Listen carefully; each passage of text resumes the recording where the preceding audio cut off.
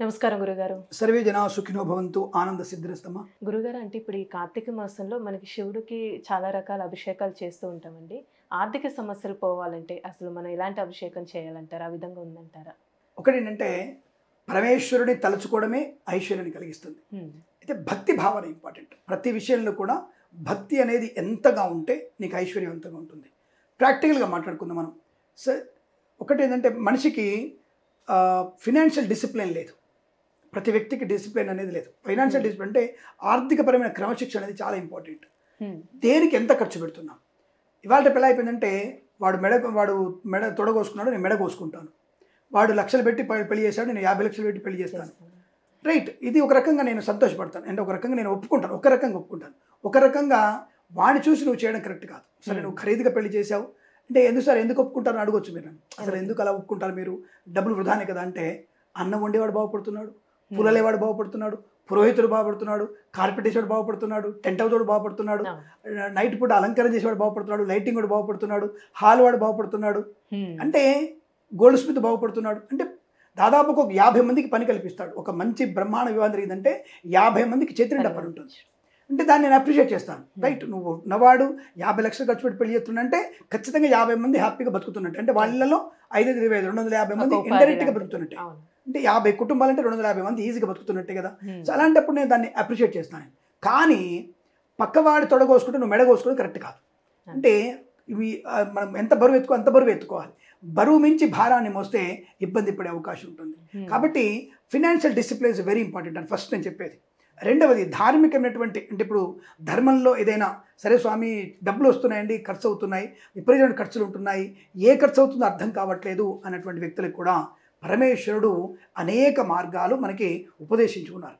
అందులో చేసుకోగలిగితే అంటే దేవాలయంలో అభిషేకం చేస్తే సామూహికంగా ఉంటుంది. ఇప్పుడు మీరు నేను కెమెరామెన్ ముగ్గురు వెళ్ళిపోయాం, అభిషేకం చేయమన్నాం అనే చెప్తాడు, టికెట్ తీసుకుంటాం, ఏంటో టికెట్ కడతాం, ఆ టికెట్ తీసుకొని డబ్బులు కట్టేస్తే టికెట్ ఇస్తాం, అందరిలో ఆయన కూర్చోబెడతాడు, పలానా పేరు రైట్ గోత వేసి ఆయన అభిషేకం లోపల చేస్తుంటాడు. అంటే సామూహిక అభిషేకాలేగా. కానీ అక్కడ క్షేత్రం యొక్క ప్రభావం మనకి పరమేశ్వర దర్శనం ఉంది కాబట్టి మనకి అనుకూల ఫలితం ఉంటుంది. కానీ అభిషేకం అనేది నువ్వు సొంతంగా చేసుకుంటే తృప్తి ఎక్కువ ఉంటుందిగా.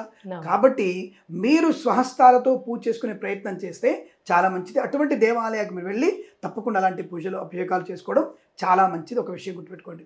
మీరు అడిగిన ప్రశ్నకి సమాధానం ధనధాన్య వృద్ధి, ముఖ్యంగా ధన ప్రాబ్లం నుంచి అంటే ఆర్థికమైనటువంటి అభివృద్ధి పొందుకోవడానికి ఏదైనా ఒక మంచి పూజ గురించి చెప్పమని చెప్తున్నారు. తప్పకుండా ఉంటుంది. అంటే ఏ దేవుడు లేనటువంటి పూజలు పరమేశ్వరుడికే ఉన్నాయి. అంటే వీటంటే పాశుపత అభిషేకాలు అంటారు. పాశుపతమైనటువంటి అభిషేకాలు. అసలు పాశుపత అభిషేకం అంటే ఏమిటి అని అడిగితే, ఒక సపోజ్ మీరు అడిగిన ప్రశ్నకి ధనవృద్ధి కోసం అని కుబేర మంత్రాన్ని, శివుడి మంత్రాన్ని, అంటే అనువాకం అంటే ఒక సెంటెన్స్, రాజాది రాజాయ అనేటువంటి ఒక మంత్రాన్ని, ఓం నమో భగవతే రుద్రాయ అనే మంత్రాన్ని చదివి మళ్ళీ రాజాది రాజాయ అనే మంత్రాన్ని, అంటే ఒక జడ అల్లకలాగా, మీ జడ వేసుకున్న అల్లకి ఎలా ఉంటుంది అటువంటి మంత్రాలని స్వామివారు పూజిస్తుంటారు.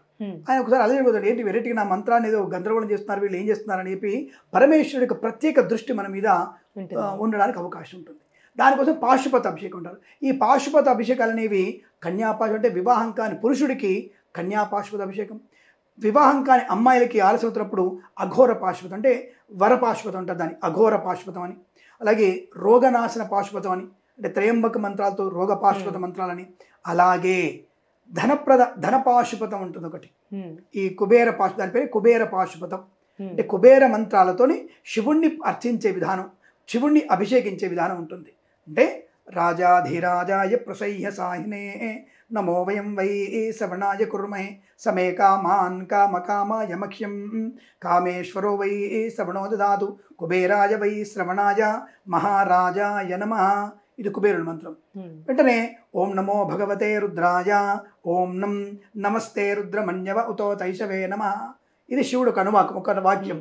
వెంటనే మళ్ళీ రాజాధిరాజాయ ప్రసయ్య సాహినే నమో వయం వై శ్రవణాయ కుర్మహే. ఈ మంత్రాన్ని మళ్ళీ చెప్పాలంటే ఒకసారి కుబేరుడి మంత్రం, మధ్యలో శివుడి మంత్రం, తర్వాత మళ్ళీ కుబేరుడి మంత్రం. ఇలా దీన్ని కుబేర పాశుపత విధాన అభిషేకం అంటారు. ఈ కుబేర పాశుపత అభిషేక విధానంతో మనం కనుక స్వామివారిని కనుక పూజిస్తే, అంటే ఈ పాశుపత అభిషేకం చేస్తే, అర్చన చేస్తే స్వామివారి అత్యంత సంతుష్టుడవుతాడు, అనుకూలవంతమైనటువంటి ధన ప్రాప్తిని కలిగిస్తాడు. ఇందులో సందేహం లేదు. తప్పకుండా బిల్వార్చన చేయాల్సిందే.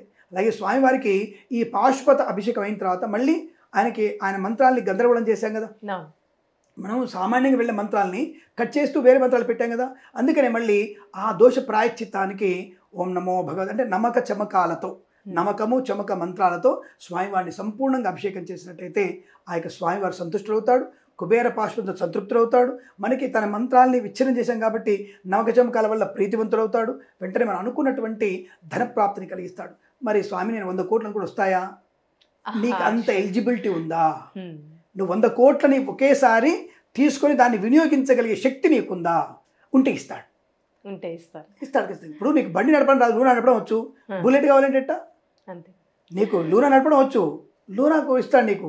కానీ బుల్లెట్ కావాలని కోరుకుంటే ఎట్టాను? కాబట్టి ఏదైతే నువ్వు అర్హత పొందుకున్నావో అర్హతకు తగినటువంటి ధనము, వస్త్రము, వస్తువు, భార్య, భర్తని, సంతానాన్ని కలిగించే అవకాశం ఉంటుంది. మనది అంటే మనకి అర్హత లేనటువంటి ఏది కూడా మనకు దక్కే అవకాశం ఇంపాసిబుల్. ఆ విషయాన్ని గుర్తుపెట్టుకోండి. నువ్వు 100 కోట్లకి అధిగమించడానికి నీ స్థాయిని ఇస్తాడు.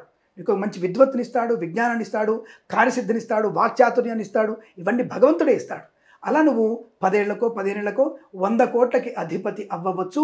అది కూడా ఈ యొక్క పాశుపత కుబేర మంత్రాలతోనే సాధ్యమవుతుంది, కాదనడానికి లేదు. నిత్యము చేయి, ప్రతి మహాశివరాత్రికి చేయి, ప్రతి పౌర్ణమికి చేయండి, ప్రతి నెల కూడా చేయండి.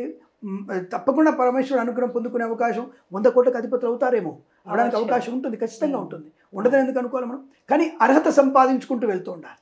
అందుకనే దానము, పుణ్యబలం పెంచుకుంటూ ఉండాలి.